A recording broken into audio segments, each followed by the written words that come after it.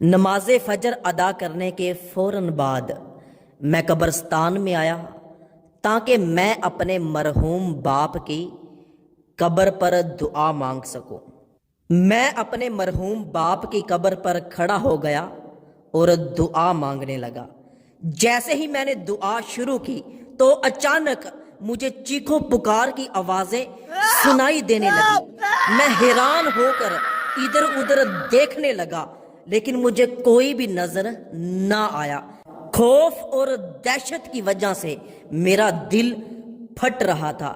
مجھے ایسے لگ رہا تھا کہ جیسے چیخو پکار کی آواز کہیں نزدیک سے ہی آ رہی ہے۔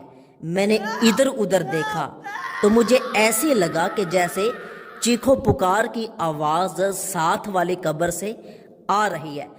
میں آہستہ آہستہ اس قبر کی طرف بڑھا اور بڑی ہمت کے ساتھ اس قبر کے نزدیک جب میں نے کان کیا تو مجھے آوازیں اور زیادہ زور زور سے آنے لگی۔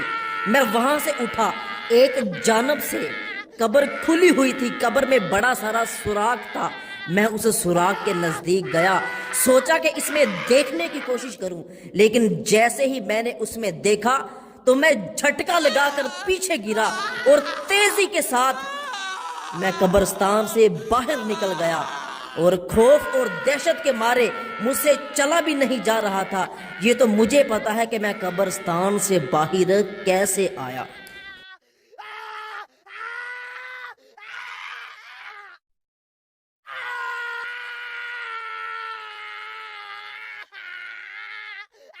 میں جلدی کے ساتھ اپنی موٹر سائیکل کے پاس آیا، موٹر سائیکل پر بیٹھا، موٹر سائیکل کو سٹارٹ کیا اور جلدی کے ساتھ اپنے گاؤں میں چلا گیا۔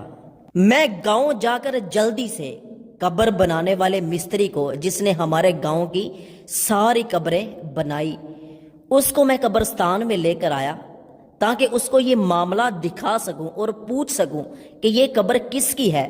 وہ بار بار مجھ سے ہاتھ پکڑ کے پوچھے کہ آخر اتنی جلدی تم مجھے قبرستان میں کیوں لے کر آئے ہو؟ میں نے اسے کہا کہ بس آپ چلتے رہو۔ وہ بندہ بڑی حیرانگی کے ساتھ میرے ساتھ چل رہا تھا۔ جب ہم دونوں قبر پر پہنچے تو میں نے کہا کہ 1 منٹ پیچھے رکو۔ میرا گمان تھا کہ ابھی بھی قبر سے آوازیں آ رہی ہوں گی، لیکن جب میں نے قبر کو کان لگا کر دیکھا تو کوئی کسی قسم کی آواز نہیں آ رہی تھی۔ پھر میں نے اس کو بتایا کہ صبح نماز فجر کے بعد میں فوراً قبرستان میں آیا۔ جیسے ہی اپنے باپ کی قبر پر دعا مانگنا شروع کی تو مجھے خوفناک آوازیں آنے لگی۔ میں نے ادھر ادھر دیکھا، کوئی نظر نہیں آیا تو میں اس قبر کی طرف بڑھا تو اس قبر سے مجھے وہ خطرناک اور خوفناک آوازیں آ رہی تھیں۔ کیا آپ جانتے ہیں کہ یہ قبر کس کی ہے؟ اس نے بتایا کہ یہ قبر ہمارے گاؤں کے ایک ٹھیکیدار کی ہے جو بہت ہی ظالم انسان تھا، اور سب سے بڑی بات یہ کہ یہ بندہ سود کا کاروبار کیا کرتا تھا اور لوگوں پہ ظلم کیا کرتا تھا، لوگوں کو سود پر قرض دیا کرتا تھا۔